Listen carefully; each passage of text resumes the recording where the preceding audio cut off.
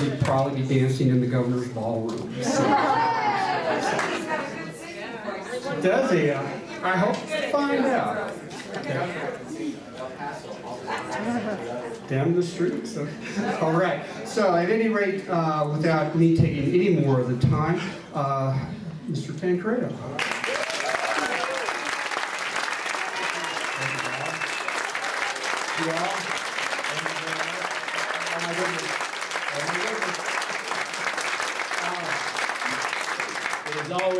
It's always very intimidating when this happens, if you get a standing ovation before you say anything. I was fearful that it's only going to go downhill. If it won't go downhill, then I don't know. But thank you from the bottom of my heart. Down in the West Texas town. Oh, okay, I went through it. Given the slightest opportunity, I do that a lot. We had a great time. I don't know if anybody did Grizzly Rose. Oh man, that was so much fun. It was just the greatest time. We had Dog the Bounty Hunter and Sheriff Joe Arpaio and yeah, I did get to sing at the end. They couldn't leave, you know. We had them all boxed in, so I got the microphone and sung. Well, what a peculiar, bizarre situation we all find ourselves in, and I can assure you that a relatively short time ago, maybe 2 months at most, I was never thought that I would actually be here asking you to support me for the position for which I'm running as governor of the state of Colorado. I've lived here all my life. My parents were born here in Denver. My grandparents came to Colorado from Italy. Just one little aside, my father's father, when he was 9 years old, his parents died quite suddenly in Italy, and so an aunt put him on a boat and put a little tag on his shirt that said, my name is Joe Tancredo, please send me to so-and-so in Iowa.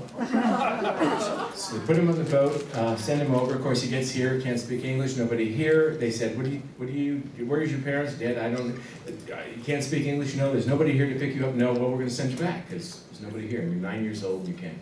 So they put him in quarantine on Ellis Island, waiting for a boat to go back. Well, he starts telling this Italian lady, he said, you know, nobody wants me here, and nobody back there wants me. I mean, Anne kept him for a couple of months. He must have been a hellion. I don't know, but, you know, put him on the boat.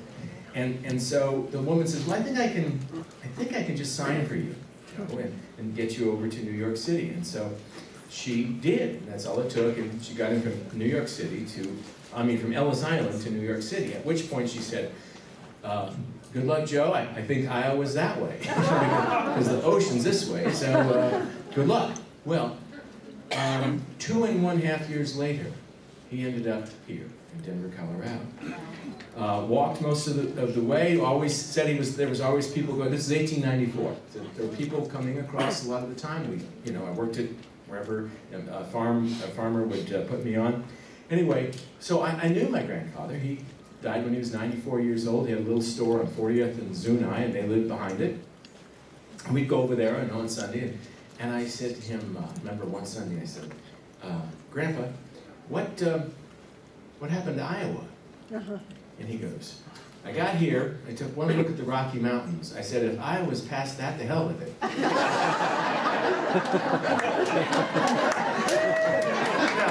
Now, I do not know whether he was joking. I don't know whether he missed Iowa, just missed it, or whether he got there and kept going. Now, I have to say something. I ran for the office, I ran for President of the United States, ran for the nomination of the Republican Party in 2007, so I had to spend a lot of time in Iowa. Thank you, Lord. He kept going. And got here to Colorado. I love, if you're from Iowa, a nice place and all, but I am very happy that he came to Colorado. And anyway, my mom worked for Joslin's department store, downtown Denver, on 16th and Curtis, for 45 years as a clerk. My dad worked for Armoring Company until it closed its factory here in the 50s, and then he drove a truck for the rest of his working life, and they retired, and they're both passed away. But But this is my home. This is, and you know what? It's not just my home. It's my love. I travel around the state now. I mean, I've lived here all my life. Cliff Dodge back there, by the way, was my campaign manager. We were together, and this used to be his district, didn't it? Yeah. When the state legislature. He and I were elected together in the Colorado legislature. We were both part of what was called the House Crazies, simply because we were trying our best to reduce taxes. And Dick Lamb said, these guys are crazy. They want to actually reduce the size of government. And we go, yeah. That's exactly right. And so they called us the House Crazies, and we actually did do it, however. Wow. We eliminated the tax on food, the state tax on food. We eliminated the tax on utilities. Go through a whole bunch of things, and then we both ended up on the Joint Budget Committee. And so that was a great experience, especially for the job I'm applying for right now. And we travel all over the state now, and Cliff drives, and we're both, and I always say, Cliff, I feel like a tourist still. I mean, I've lived here all my life, but you look and, you know, the beauty of the state, you just keep thinking, you know, it's wonderful. And I love this state, and I am certainly doing this because it is a labor of love. It is. I do not want John Hickenlooper as the governor of Colorado.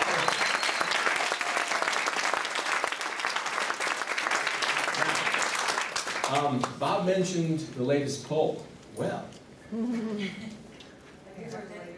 heard a later one. I don't for sure. This is not positive. I haven't seen it in black and white yet, but we're told it's a Denver Post Channel 9 poll. Will be out tomorrow, and apparently, and I hope this is right because I hate to spring this if it isn't, but we're told that we're within 6 points.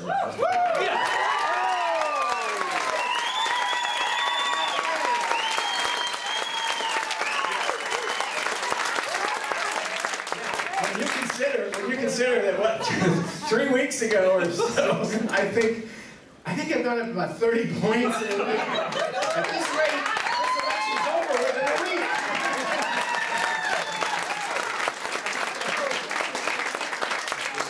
I don't know. I don't know what the actual numbers are. I don't know what Mr. Mays is down. I don't know. That's just what we heard today. And so we'll check. And again, I can't be positive, but that is what we have heard. And so. That sounds awfully good to us because here's the thing, no matter what, I mean, I don't know if I am within that much, but I know that John Hickenlooper has never, ever... You're 65 or 70% on Tea Party Brewing's poll. All right! There you go, 65% on the Tea Party Brewing poll. But John Hickenlooper has never, ever gotten over 50%. 46 was his high water mark, if I'm not mistaken. The only poll I ever saw, that was the highest. Well, you guys, think about that.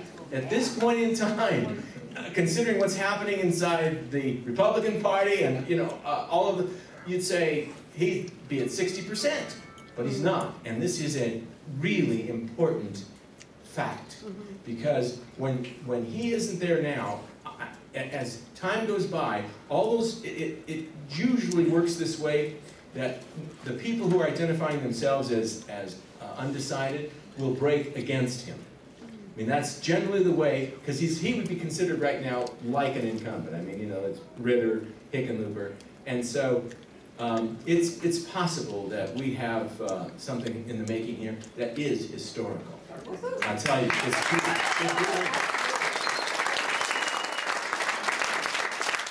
really, in this race, it will certainly be national news. It will be, and you know what? It will also be, in so many ways, it will be a wake-up call to a lot of people, including the Republican Party. I